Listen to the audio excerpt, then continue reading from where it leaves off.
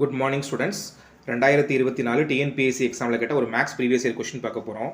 900 boys and 600 girls appeared in an examination of which 70% of the boys and 85% of girls passed out in the examination. Find out the total percentage of students who did not pass. Fail ஆனவங்களோட சதவீதம் கேட்குறாங்க. அப்போ மொத்தம் எவ்வளவு பசங்க இருக்காங்க? மொத்தம் 900 பசங்க இருக்காங்க. இதில் 70% பேர் பாஸ் பண்ணிட்டாங்களாம். அப்போ எவ்வளோ சதவீதம் பேர் பாஸ் பண்ணலை? 30% பேர் பாஸ் பண்ணலை. அப்போ எவ்வளவு 900ல் 30% எவ்வளோங்கிறத முதல்ல நம்பராக கண்டுபிடிச்சிருவோம். சரிங்களா? அப்போ என்ன கொடுக்குறாங்க? 30% ஆஃப் 900 எவ்வளோன்னு நான் பார்க்கணும். அப்போ 30/100 × 900 போட்டுருமா? அப்போ எவ்வளவு? 270 பேர் பாஸ் பண்ணலை. நமக்கு பாஸ்ட் கேட்கல, அதனால் நான் அதை கண்டுபிடிக்கல, விட்டுட்டேன். இதே மாதிரி இப்போ நான் கேர்ள்ஸை கையில் எடுக்கிறேன். கேர்ள்ஸில் எவ்வளோ பேர் இருக்காங்க? மொத்தம் 600 பேர் இருக்காங்க. இதில் 85% பேர் பாஸ் பண்ணிட்டாங்களாம். சரி, அது நமக்கு தேவையில்லை. எவ்வளோ பேர் பாஸ் பண்ணலை? 15% பேர் பாஸ் பண்ணலை. அப்போ 600ல் 15% எவ்வளோன்னு பார்த்துருவோமா? எவ்வளோ வரும்?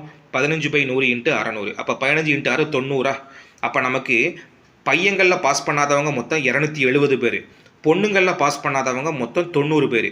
அப்போ மொத்தத்தில் பாஸ் பண்ணாதவங்க 270 + 90. கரெக்டாக? அப்போது நமக்கு இவ்வளோ தான் டேட்டா வேணும். டோட்டல் பாய்ஸ் எவ்வளவு? 900. அதில் ஃபெயில் ஆனவங்க எவ்வளவு? 270. டோட்டல் கேர்ள்ஸ் எவ்வளவு? 600. அதில் ஃபெயில் ஆனவங்க எவ்வளவு? 90. இவ்வளோ டேட்டா இருந்தால் போதும். சரியா? இப்போ நம்மளை பொறுத்த வரைக்கும் ஒரு எக்ஸாமினேஷனில் அப்பியரான மொத்த ஸ்டூடெண்ட்ஸ் எவ்வளவு?